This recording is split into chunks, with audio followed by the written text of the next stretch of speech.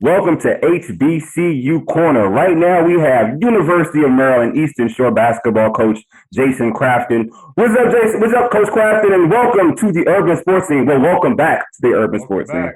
Fellas, what's going on? What's going on? Good to be back. Great to be with you guys on the radio that time, and now we're here zooming it up. Urban sports scene, man. Let's make it happen. HBCU Maryland Eastern Shore Hawks in the house. Talk to me.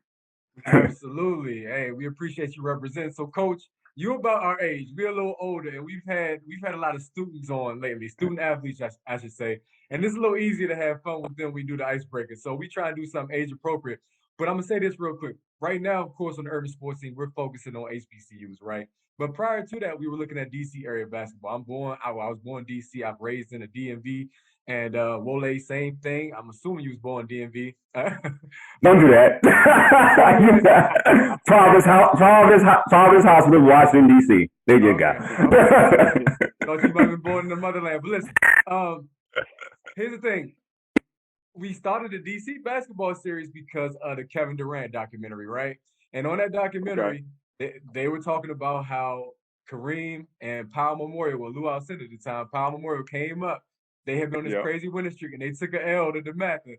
And they like, when New York ballers come to DC, they take L's. That's what they said. We know you from New York, so we're gonna have a little fun, right? So I'm gonna give you. I'm gonna give coming out hot right now. He is. He's bringing the smoke early. All right, so listen. So the Hawks thing, ready? No, I'm messing with you. I know. We're here. So listen to these two starting fives. Who would you take? So I'm gonna go with my peoples first. Of course, DC, Elgin Baylor, Kevin Durant, Adrian Dantley, Steve Francis, and then again, this is DMV, so we're gonna throw Grant Hill in there. All right. So you got that Elgin Baylor. I don't know how much of a student of the game you are, because Elgin Baylor is, of course, before our time, but still, we know who he is. Rest in peace, by the way. Kevin Durant, KD, Adrian Dantley, Stevie Franchise, and Grant Hill. All right. Now on New York, we got Kareem. Oh, I don't get to pick my team. He gonna pick his team. Oh, you gonna pick your team? Okay, go pick your team. That's fair. Let him pick his team. Well, I'm gonna say one name, and everything's done for you, Michael Jordan. And don't tell me Michael Jordan. Michael Jordan was born in Brooklyn. That ends everything for you when I tell you Michael's my two. And then when I'm going Kenny Anderson at the point, Kenny was bad. Kenny was bad. What I mean? Even actually Sebastian Telfair broke his record, but I'm still going with Kenny Anderson. And then if I go with Kareem Abdul-Jabbar at my front court, I mean, do I have anything else? Do I have to go anywhere else with this? I mean, you could. As a Laker fan, growing up as a Laker fan, you say Kareem. I mean, he's like it. Hey, real talk, Kareem. We can't argue that. I'm taking Stevie Franchise over Kenny Anderson. I'm sorry. Even though we did an interview with Kenny Anderson years back, man, with my man Mike. Somebody got to get MJ the ball while he's giving y'all 60. MJ don't count, but it's okay. He was born there. It's cool. Who was the team you were going to pick? Because that's just off the tip of my dome. I threw those three out. So I'm like, I got, of course, Kareem. I got Bernard King. He played for the Bullets back in the day. I got Steph on the list, even though I kind of like Mark Jackson better than Steph for real. I got Bob Cousy and I got Dr. J. You like who better than Stephon Marbury? Mark Jackson. Give me Stephon over Mark Jackson any day of the week. Give me Stephon. Mark Jackson could back you down, but Steph could refuse the ball screen, go baseline, go side, go lean on you. Yeah, do you see that All-Star game with AI and Steph when they just took over DC? Mark Jackson, his game in the NBA is different from what you see in the street. Like, he has handles that Kyrie Irving type handles. I agree with that. You know what I'm saying? We just don't see that part. He calmed it down for the. Trust me, Mark Jackson. No question. Hey, it's a good debate. We say Kenny Anderson, Mark Jackson, Stephon Marbury. I mean, like, it's a good list. I'm still surprised we're even having this conversation about like especially when you throw my man Michael Jordan from Brooklyn in there. And I don't want to hear nothing about the North Carolina stuff. That man was born. His birth certificate says Brooklyn, New York. That's like Melo. Melo says New York, but Melo Melo is born in New York. But he's really Baltimore though. He was born in New York, though. It's okay. Oh man, we taking Carmelo Anthony now. We not even next topic. We getting Carmelo too. Now we're really this is not even a game anymore. This is getting. You're just gonna basically give it to Kevin Durant and just spread the floor and just say like let KD take us home. And KD may be the best player in the DMV right now ever. Like he could be there. Would you say that, Ray? Ever? I mean, is it ever listening to DMV right now where he's at? He's in a discussion though. I mean, of course. Yeah, I would definitely go there. All right, so Coach, I'm gonna ask you another question. This is a real serious one because Ray and I we used to go to this place often as students at the University of Maryland Eastern Shore. Is the Hawks Nest still there? Hawks, dang, it must not be the Hawks Nest. It used to be like a place you could buy food. No, it's not there anymore. Ray, it's not there anymore. They got the T-shirts that say Hawks Nest, but I didn't really know what exactly was. It used to be like a fast food spot. We used to just our age, man. You know what? It's been. I have to keep it 100. The COVID dynamic here has been, in college. So like when you're a new coach coming to a situation, and I had one of my players the other day. I was like, this is their first real guys that were here for us last year, spring to summer to fall to now. The last 12 months have been a little bit more realistic for them than prior to that because my first year here, the season ended and we sent the kids home for COVID. We didn't get them back for the summertime, and then our season got canceled last year. So it has not been normal until recently around here. So there is some spot where I know they got the calf, and I know they used to have a little Chick-fil-A, the Starbucks. That's the SEC. I know what you're talking about over there, but I don't know if it's still called the Hawks Nest. I can't co-sign if that is or not. But in the bookstore, there are T-shirts that say Hawks Nest. So I don't think anyone's buying a T-shirt to promote the fast food. I don't think that's happening. All right, is Tall Jim still popping? Jim is. I don't know if it's popping, but it's still there, and everybody that gets buckets over there thinks that they can get buckets for. Yo, wait, that doesn't change, right? I wasn't like that. I got buckets for Jim. So that should at least give me some type of consideration. You know what I mean? So yeah, everybody, all conference players from Talls were running over here when I first got here. Shout out to Tall, shout out to intramurals over there. I tell you what, those kids, I popped over there, man. Shout out to Maryland Eastern Shore kids that play in that, and they compete, diving for balls, man. It matters, and it was fun times anytime I popped over there and watched those guys get after it. We used to play because Ray and I played in the intramurals often at Talls, and we used to have the basketball team take part in it. They would play in the tournament in the season too as well after the season, so they would play in it too. So it was cool. It was cool. Like you said, the energy in Talls in intramural was there. You're right. They play uber hard. They really do. But let's get right into But let's get right to some serious questions though. The real questions. All right. So you were announced as head coach of UMES in 2019. Last season, the team finished 11-16. Your guys played real tough. So what is your vision for the program? Yeah, I think the vision is just to continue to keep moving it forward. I think, you being an alum, we took a step my first year in terms of breaking the school record and block shots and becoming one of the better defensive teams in the conference. And then we took a bigger step this year and not just being one of the better defensive teams in the conference. It was us in Norfolk State, but we were top 10 in 3 different defensive categories. We had 3 guys get, conference recognition. Nate Pollard was all defensive team. Deshaun Phillip was on the 3rd team all conference, and Chase Davis for the DMV as well with Sean. Actually, all those guys are DMV guys. From Virginia, Sean's from Baltimore, Maryland, and Chase from PG County, Maryland. So Chase was all rookie team. So, we did some things in that regard. We won some non-conference games against some teams that, people historically, Maryland Eastern Shore doesn't beat. Atlantic 10 went over Fordham, winning at Lehigh in the Patriot League. And taking UConn the distance. We took care of business at home in the non-conference, and then winning at North Carolina Central for the first time since 2008. Sweeping Coppin State, sweeping Dell State, those local rivalries. Taking care of business there. Splitting with Morgan State. We were very competitive. In our games against Norfolk, we didn't win, but we were competitive in those games. So we took the step the first step is becoming competitive, and we did that. Now that the next step to become a champion, that's the hardest step, and that's the challenge for our guys right now. Is it's like you can't just assume that just because we took a step that means that now the next step just naturally happens. You're gonna have to work harder than you've ever had to work. So we just want to keep pushing the needle forward. So, Coach, of course, we're going to keep emphasizing that Wole and I, we attended UMES, of course, and I've grown an appreciation, real talk, for just Princess Anne and that area because of the historic nature of, our people and just a lot of what went on then in the past. I mean, of course, it paved the way for us today to be able to just get a good education and be able to, go to school together, intermingle. Look at me, I'm a mixed descent. Anyway. But as we know, we couldn't tell. You're crazy. As much as I appreciate the area, it ain't a whole lot to do. Wole, we had the mall, Walmart, Food Line, but Salisbury Mall. We had Salisbury Mall. Exactly.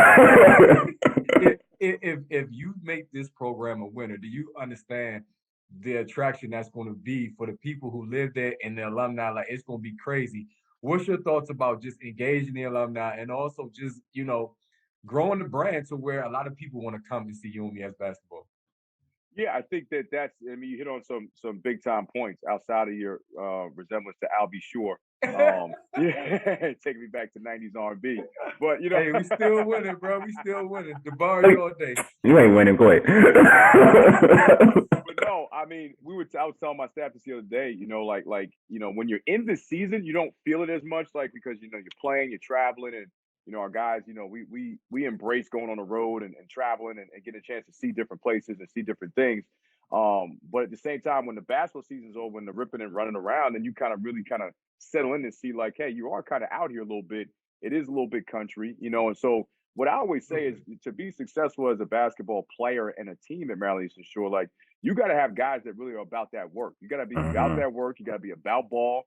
If you're into the other stuff, this just isn't the place for you. So we try to really do a due diligence with recruiting guys that want to be in the gym, that want to be in the weight room, that really thrive on, not really the extracurricular stuff. Like really more about the grind, and getting their grades right and putting themselves in the best position, to continue their basketball careers. So that's what we strive to have. And when we have that with consistency, I think this place is going to be a special place that can make jumps and can be competitive and do those things. Like I said, we made a small jump. Now we got to make a bigger jump. But yeah, it is challenging. But Kansas, University of Kansas is not exactly in New York City. And their facility out there isn't, the same as some of the people they compete against. Obviously Kansas is further along, obviously, in the journey of building a program. But at some point it started there. And that's what we're trying to start at Maryland Eastern Shore, where it's less about the area. It's more about the work. It's more about the grind. It's more about being a part of building something special. That takes time, and that takes bringing in the right types of guys. And, that's the journey we're on right now. So would you say in terms of like your recruiting mission or what you talk, when you're looking for a kid, you're looking for a kid that fits all those criteria, is all about ball. Like that's what it's about. It's all about ball. Yeah.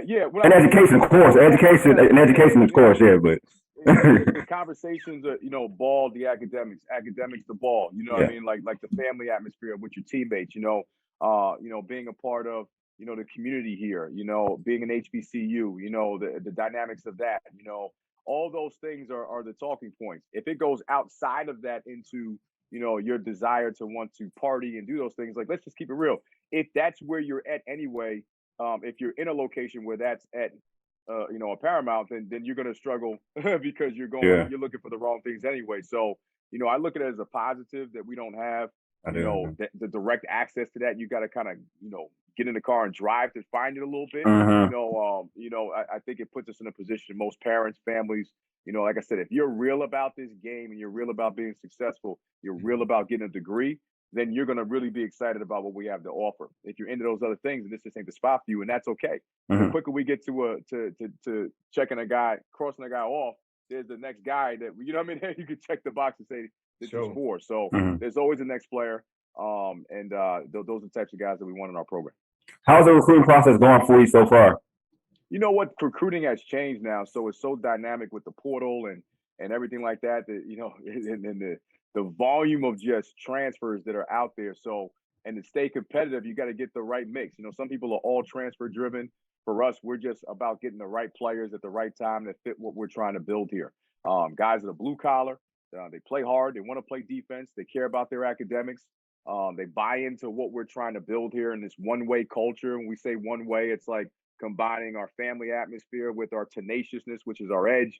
And that's our approach in everything we do, whether it's on the floor, in the weight room, in the classroom. We got a 3.6 GPA in the fall. We challenge our guys to be one way in their approach in everything that they do. And that's what's important to us. So, you know, right now recruiting, we've got a good crop of kids that we're looking at, that other schools are looking at as well. And now it's just about lining up visits and trying to secure commitments. So you referenced already about the importance of emphasizing just playing and attending an HBCU. And we talk about this a lot. This is what, you know, our segment is all about on this show. Right now, the focus is coming back to HBCUs, and it's gonna. I think right now we're still in the early stages before it really lights on fire to where you start to see more and more of the top athletes start to go to universities that look and represent, you know, their culture, look like that. So how does that fit into your recruiting in terms of, look, Morgan and Howard were featured during NBA All-Star Weekend. I hope to see UMES there one day. That's my biggest thing is I want to see UMES in the tournament. I want to see UMES there. But, you know, it's coming to where TV exposure, all that is going to be possible at HBCUs just as much as it is at the bigger programs. Do you talk about that, or do you kind of shy away from that until we get closer to that point? No, we talk about wanting to build this brand. You know, I mean, obviously you see what, you know, when you think about HBCUs, let's take athletics out of it for a second. Let's just talk HBCUs, institutions, right? The first ones that pop in your head are schools. Obviously, Howard has a household name. You think of Clark Atlanta, Tuskegee, you know what I mean? Like, you think of some household names, FAMU in the HBCU community. Maryland Eastern Shore is not a household name. So how do we change that? How do we now spearhead ourselves into being a home, like a brand name in the HBCU world, you know, and that's twofold. You know, you see a lot of the impressive things that we're trying to do with our academics and improving our campus and the strides that we're making in building new buildings and adding majors and things like that. And some of the things that we've done as an institution under the leadership of Dr. Heidi Anderson. And then you see what we're trying to do with our basketball program in terms of trying to, you know, grow it and be more competitive. And you watch us play against UConn, and when you go out there and you compete against those teams, and it's not just you going out and getting a check, but you go and put a good showing in, that brings more attention, more notoriety to your institution. At the end of the day, no matter whether you're HBCU or any school, people want to know that it's going to be cool to go there, right? Like, so, you know, like, so cool is also, hey, I can get a big time degree there. You know, cool is also, hey, we've got great athletic programs, you know, that compete and we can feel good about wearing our, you know, having some school pride and things like that. How good did you guys feel when we beat Fordham in the Atlantic 10? You're probably running around like, hey, that's a big time win. You know, we won an Atlantic 10 game on a night when we got $60,000. We got paid to go play that game. You know, that's a big night for Maryland Eastern Shore. You know, you feel good about when we go out on national television and perform a certain way. You know, and that's the types of things that we're striving to do here. And we talk to our recruits about that. We talk to our families about that. Some schools are ahead of us in that. And we always say, if you want to go somewhere that's already built, that's already a household name, that's fine. But if you want to be a part of building this and helping us achieve this, you know, and be a part of this HBCU movement, where now you see Maryland Eastern Shore All-Star Weekend, you see Maryland Eastern Shore when you Google HBCUs, we're the logo that comes up there. That takes a unified effort on all fronts, you know, not just, you know what I mean? Like to make Absolutely. that happen. And I believe that athletics and especially when you don't have football, basketball, men's basketball is, you know, a driving force for us to be able to do that as an institution. So you're so right, because even though we lost that game against UConn, everyone on social media in the second half was like, UMES is, I mean, I follow a lot of folks from UMES. UMES is competing with UConn. They have a chance to beat UConn. It was going crazy. A bunch of comments everywhere. So you're right about that. And when we see UMES in terms of alum, we're so proud of the work you're doing, because this season this team has been very competitive. But for you, you know, coaching at a HBCU, what does it mean to you coaching at a HBCU? What does it mean to you to the heart? I think it's a special type of journey. It's a special type of honor. Like when you just you walk around the campus and you're able to just kind of see the history. I always stop and read a statue or read something. You know what I mean? And you're just taking in the history. It's like you feel like you learn something every time. Learn something new about your culture every time you just take a walk around campus. So I think it's an exciting opportunity for not just for me to be the head coach and an honor for me to be the head coach, but for all the students that go here outside of just athletics, just to walk an HBCU campus, you're going to get an education in your history, and you're going to learn things that you didn't know. Like you're going to see a garden that's named after somebody. You're going to see a building that's named, and you're going to stop there and just read that plate and just like, oh wow, I didn't know this. And you're going to pick your phone up and Google it and just be like, wow, that's pretty interesting. And you're going to just learn a lot about your culture. And and this is a society where we still celebrate Black History Month, and when you're at a HBCU, it's Black History Day every single day.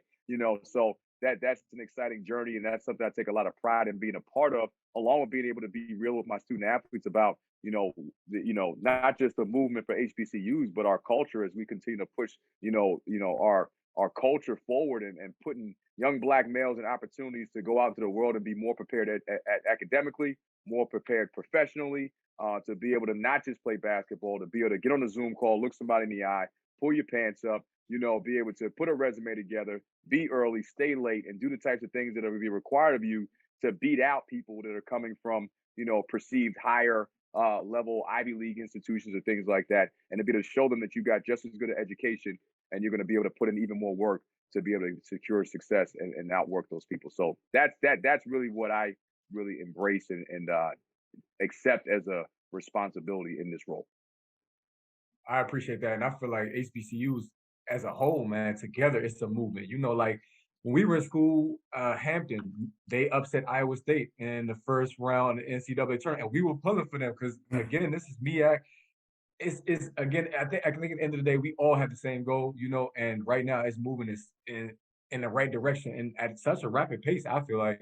So I'm excited about it. And I'm hoping that message is just conveyed very clearly. So I appreciate you. That's what I want to tell you.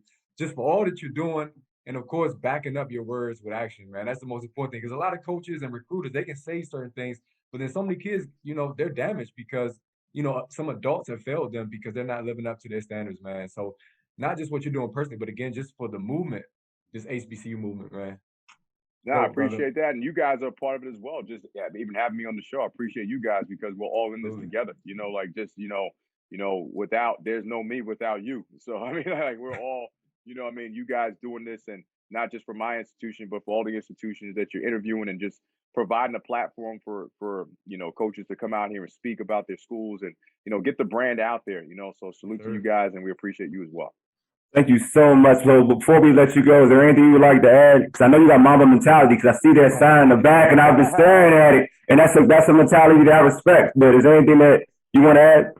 Yeah, I think when you talk about the Mamba mentality, that's something that we're trying to infuse into our guys. I think that, you guys have seen Maryland Eastern Shore has been in the gutter so much from a men's basketball standpoint, ranked dead last this year by Sports Illustrated. So, unfortunately, the reality is that you win 11 games or you go 6-8 in conference or, and that's like an unbelievable season when, really what I told our guys was we made a step, but like, let's not get ahead of ourselves and act like that we've done some magical thing yet because we haven't cut down that shit. There's no rings and none of that has transpired. So when those things happen, then we can be a little bit more, cheerful in that regard, but we got a lot of work to do. So, as much as we're proud of the steps that we've made as a program, we don't want to get complacent as I think this area has gotten with just below average or mediocrity or not being okay. We want to keep building and we want to keep grinding and we want to be in the conversation for not just being one of the better